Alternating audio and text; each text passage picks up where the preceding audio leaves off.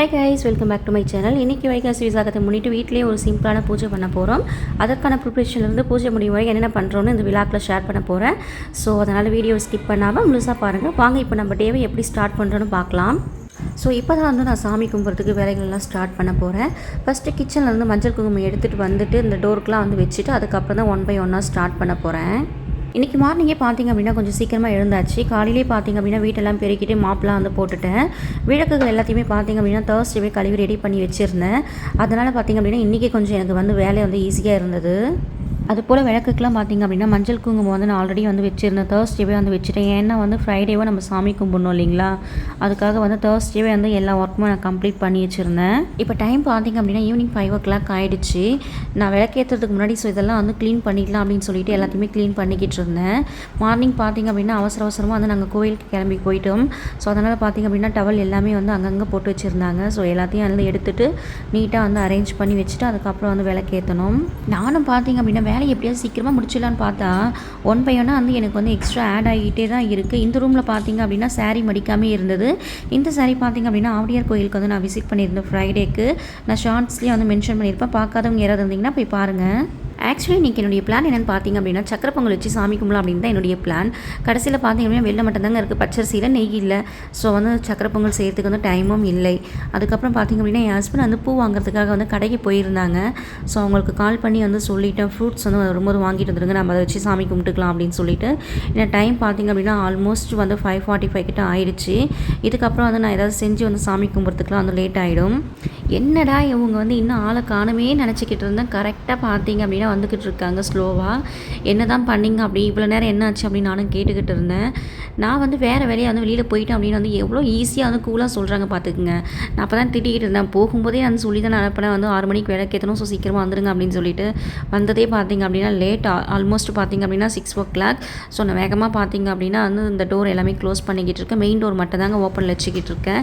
Windows எல்லாமே close பண்ணுறேன். ஏன்னா கொசுவும் வந்துடும் பார்த்திங்களா, அதுக்காக தான். லைட்டு பார்த்திங்க அப்படின்னா இப்போ தான் 6 மணிக்கு கரெக்டாக போடுறேன். எத்தனை பேருக்கு முருகரை பிடிக்குங்க? எனக்கும் முருகரை பிடிக்கும். இப்போ ரீசெண்டாக ஃபஸ்ட்டு பார்த்திங்க அப்படின்னா எங்கள் வீட்டில் என் ஹஸ்பண்ட் தான் ஸ்டார்ட் பண்ணாங்க. எவ்ரி டியூஸ்டேவும் பார்த்திங்க அப்படின்னா முருகருக்கு விரதம் இருப்பாங்க. ஸோ நாங்களும் பார்த்திங்க அப்படின்னா அதிலேருந்து கண்டினியூ பண்ண ஆரம்பிச்சிட்டோம். ஆக்சுவலி பார்த்திங்க அப்படின்னா எப்போ என் ஹஸ்பண்ட் சவுதிக்கு வந்தாங்களோ அதிலேருந்தே பார்த்திங்க அப்படின்னா முருகரை கும்பிட பார்த்திட்டாங்க. அதுக்கப்புறம் பார்த்திங்க அப்படின்னா நாங்களும் கண்டினியூ பண்ணிக்கிட்டோம். ஆல்மோஸ்ட் பார்த்திங்க அப்படின்னா ஒரு 3 years ஆகிடுச்சு நாங்கள் கண்டினியூஸாக முருகரை கும்பிட ஆரம்பித்து. செவ்வாய்க்கிழமை பார்த்திங்க அப்படின்னா நாங்கள் கண்டிப்பாக நான்வெஜ் சாப்பிட மாட்டோம், சைவம் மட்டும் தாங்க சாப்பிடுவோம்.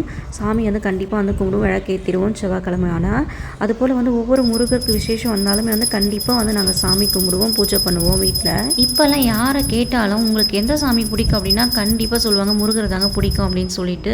நீங்களும் கேட்டு பாருங்கள், உங்களுக்கு நம்பிக்கை இருந்தால் நீங்களும் ஃபாலோ பண்ணுங்கள். அதுபோல் இன்றைக்கி பார்த்திங்க அப்படின்னா முருகருக்கு ரொம்ப ஸ்பெஷலான நாள்.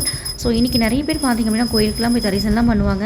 இல்லைன்னா சில பேர் வீட்டிலே பூஜை பண்ணுவாங்க. எனக்கு பார்த்திங்க அப்படின்னா ரொம்ப சிம்பிளாக பண்ணாலும் வீட்டிலே பண்ணலாம் அப்படின்னு தோணுச்சு. அதுபோல் எங்கள் வீட்டில் உள்ளவங்களுக்கு எல்லாருக்குமே பார்த்திங்க அப்படின்னா முருகர் ரொம்ப பிடிக்கும். ஸோ பெரிய ஏற்பாடுலாம் எதுவும் இல்லைங்க, மனசார சாமி கும்பிட்டாலே போதும் என்பது தான் என்னுடைய எண்ணம். இதுக்கு முன்னாடியில் நானும் கோயிலுக்கு போவேன், சாமியை கும்பிடுவேன், அப்புறம் வீட்டுக்கு வருவேன். இந்த ஃபெஸ்டிவல் எதனால் கொண்டாடப்படுறதுன்னு கேட்டிங்க அப்படின்னா கண்டிப்பாக எனக்கு தெரியவே தெரியாது. பட் இப்போல்லாம் பார்த்திங்க அப்படின்னா எஸ்பெஷலி முருகருக்கு இந்த நாள் எதனால் கொண்டாடப்படுறது அப்படின்னு கேட்டிங்கன்னா கண்டிப்பாக எனக்கும் தெரியும். ஸோ எனக்கு தெரிஞ்ச டீட்டெயில் நான் உங்களுக்கு சொல்கிறேன். இந்த நாள் பார்த்திங்க அப்படின்னா அவதார தினமாக கொண்டாடப்படுகிறது. சிவபெருமானின் தெய்வீக சக்தியிலிருந்து தோன்றியவர் தானுங்க முருகர். தீமையை அழிக்க நன்மையை காக்க வந்தவர். இதெல்லாம் எல்லாருக்குமே தெரிஞ்சது தான். அது மட்டும் இல்லை, இந்த நாள் பார்த்திங்க அப்படின்னா நம்ம சாமி கும்பிட்டா நமக்கு கண்டிப்பாக தைரியம், அறிவு, வெற்றி இது எல்லாமே கிடைக்கும். தமிழர்களின் வாழ்க்கையில் முருகனுக்கு ஒரு தனி இடம் இருக்கிறது. கரெக்டாக? அது மட்டும் இல்லைங்க, முருகர் பக்தர்கள் நம்ம வீட்டில் நம்ம சாமி கும்பிட்டோம் அப்படின்னா நல்லது நடக்கும். அது மட்டும் இல்லாமல் வீட்டில் அமைதி கிடைக்கும் அப்படின்னா சொல்லப்படுகிறது. அதனால தான் பார்த்திங்க அப்படின்னா நாங்கள் வீட்டிலே சிம்பிளாக நாங்கள் சாமி கும்பிட்டோம். நல்லபடியாக பார்த்திங்க அப்படின்னா மனசு நிறைவாக நாங்களும் சாமி கும்பிட்டோம்.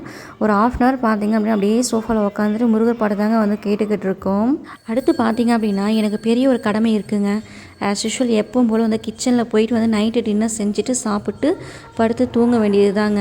இப்போல்லாம் பார்த்திங்க அப்படின்னா பெட்ரூம்லேருந்து எனக்கு காலை வந்து வெளியில் எடுத்து வைக்க முடியல, அந்தளவுக்கு வந்து சூடு அதிகமாக இருக்குது.